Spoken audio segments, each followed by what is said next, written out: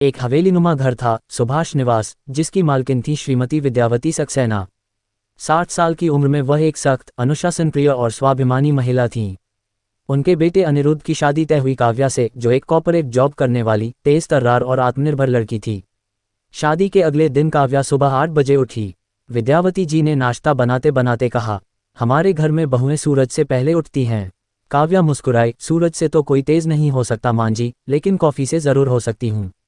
विद्यावती जी चुप रहीं, पर उनकी आंखों में तंज था। एक दिन काव्या ने ऑफिस जाने से पहले जीन्स और कुर्ता पहन लिया। विद्यावती जी ने टोका, बहू तुम्हें साड़ी पहननी चाहिए, ये ससुराल है, ऑफिस नहीं। काव्या ने जवाब दिया, मां जी, मेरे काम की वजह से ही अनिरुद्ध और मैं एक अच्छा भविष्य बना सकते हैं। अगर आप चाहें तो मैं शाम को साड़ी पहन लूंगी, पर सुबह के समय मेरी सुविधा जरूरी है।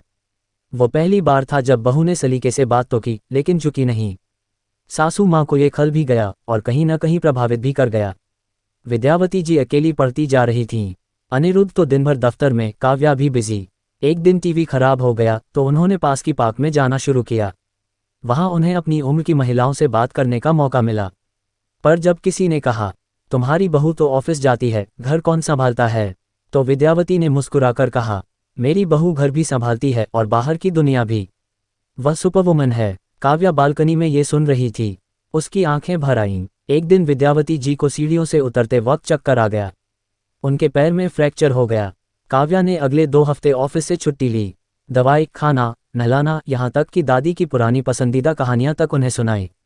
रात में विद्यावती ने उसका हाथ पकड़कर कहा, जब मेरी शादी हुई थी तो मेरी सास भी मुझे समझ नहीं पाई थी। शायद इसलिए मैं भी तुझे नहीं समझ पाई, लेकिन आज तू मेरी बेटी लगती है। करवा चौथ आया। काव्या ने पहली बार साड़ी पहनी, झुमके लगाए और मां के पैर छुए।